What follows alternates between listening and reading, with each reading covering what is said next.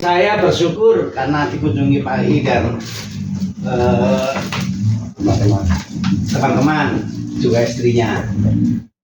Juga bersyukur karena kunjungan ini dilakukan ketika gereja merayakan hal yang luar biasa, yaitu tahun jubileum. Rahmatnya itu sungguh berlimpah.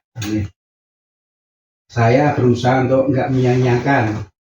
Maka saya tuh setiap hari membaca dan merenungkan sambil menyelami apa sih sebenarnya kegembalaan Bapak Suci. Nah, kehadiran Pak I dan teman-teman dan istri ini bagi saya menjadi bukti nyata rahmat Tuhan itu bukan hal yang muluk, itu hal yang memang nyata. Nah, Pak I silakan cerita Pak, rahmat yang dirasakan. Karena Pak ini kan dulu, maaf ya Pak ya, saya mengatakan mungkin harapannya sudah tipis ya. Sampai tiba ke Singapura, perutnya dirobek, ada yang dikeluarkan, dibersihkan. Tapi sekarang malah sehat, juga bisa mengunjungi saya. Ini terbalik, saya yang harusnya berkunjung ya. Tapi saya percaya ini pasti ada pesan Tuhan yang lain.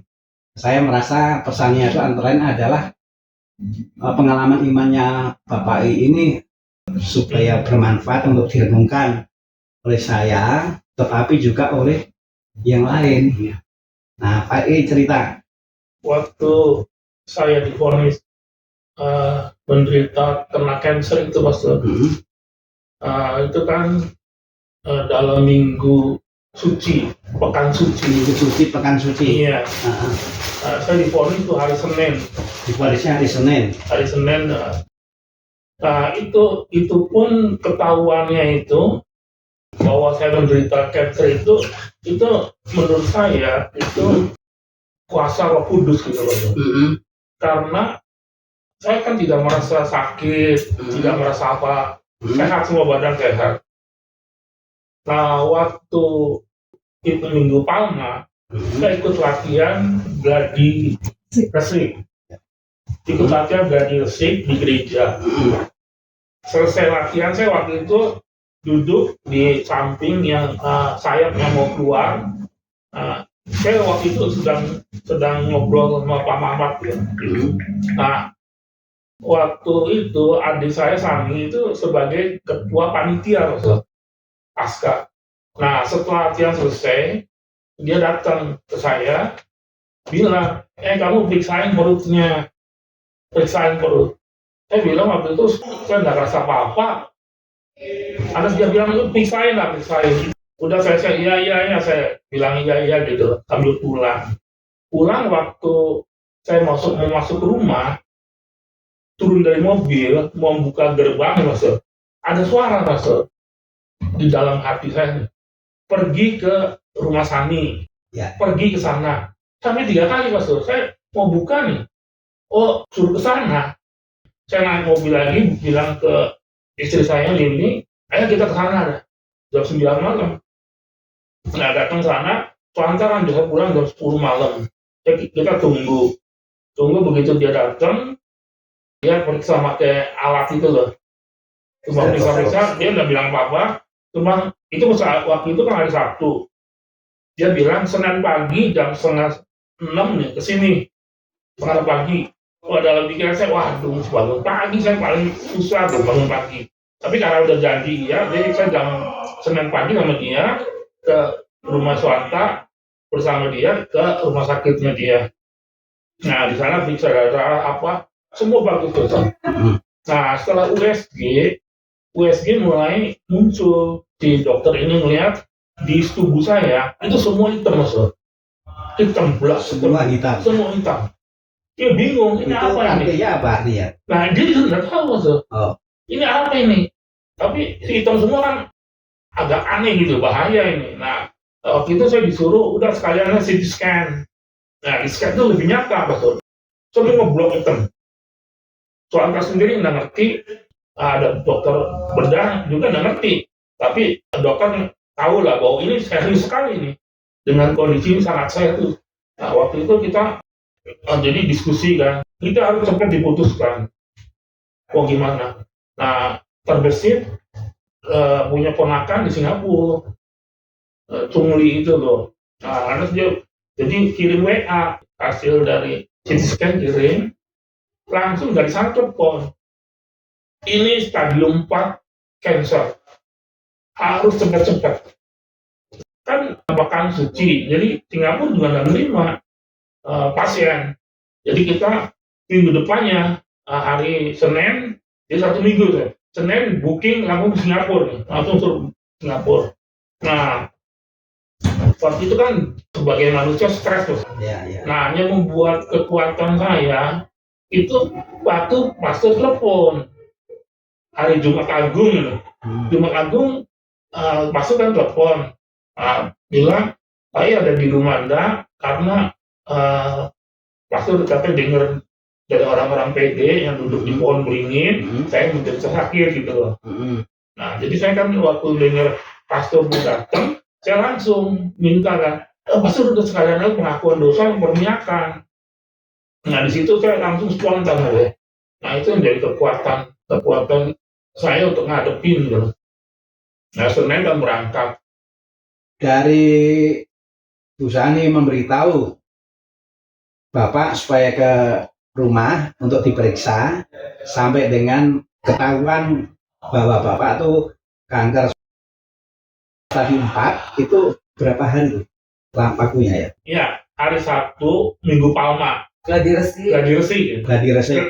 kan hari Minggu Palma, hari Sabtunya tapi Sabtu saya dikasih tahu sama Hani suruh ke rumah swasta malam itu. Nah, jadi saya malam itu ke sana ke rumah swasta. Nah, hari Seninnya, jadi lusanya ke rumah sakit di Sumber Waras untuk periksa. Nah, itu ketahuan. Jadi berapa lama? 2 hari.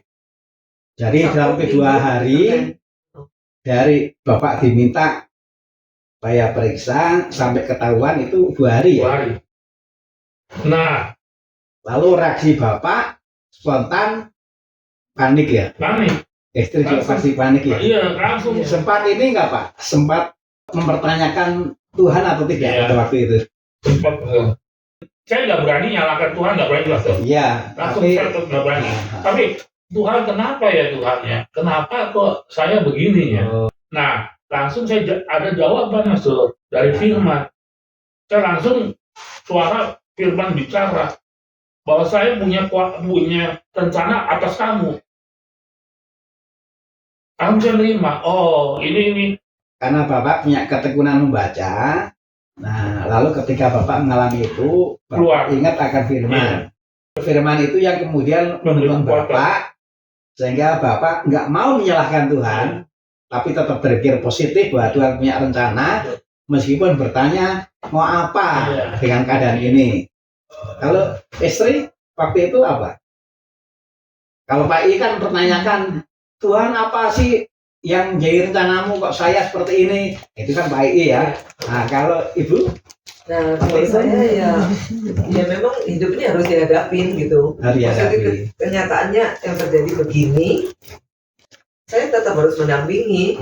Kan janji di altar dulu kan dalam susah dan senang itu, sekarang buktikan itu. Ya kayak jadi gitu. Ketika mengalami ini, Ibu dikuatkan oleh janji perkawinan yang pernah diikrarkan ya. Jadi janji itu yang menjadi kekuatan. Sakramen itu menjadi kekuatan untuk mendampingi. Harus di dalam. Ya. Di cerita 2 hari ini ya, yang tadi kan 2 hari toh, itu sudah cukup kaya itu. Saya mau menggali yang 2 hari ini dulu ya. Yang menariknya adalah ternyata memang Tuhan itu membutuhkan tangan, membutuhkan manusia untuk bekerja. Di Taman Getsemane Totombok itu ada salib, dan bukan hanya di sana, di tempat lain juga ada yang tidak ada tangannya. Lalu Yesus berkata, kamulah tanganku. Tuhan bekerja lewat tangan. Nah, yang di tangan itu ya seperti ada Bu Sani, ada teman-teman, ada Dr. Suwanta, ada yang lain. Nah, yang menarik bagi saya adalah ternyata ini disadari oleh Pak II. Tadi kan Pak II mengatakan, oh Roh Kudus, oh Tuhan itu mengingatkan saya, memberitahu saya supaya periksa melalui Busani dan juga tiba-tiba yang lain. Ini kepekaan, ya, bagaimana melihat atau menghayati manusia sesama sebagai tangannya Tuhan. Jadi penghayatan yang bagus. Ya dibayangkan kalau sekarang ini boleh dibilang semua orang punya penghayatan seperti itu. Seperti apapun sesama saya, dia adalah tangan Tuhan. Amin. Sebaliknya, tapi indahnya kalau orang juga punya penghayatan seperti ini. Seperti apapun diri saya juga dipercaya untuk menjadi tangannya Tuhan. Dalam siara aku berserah.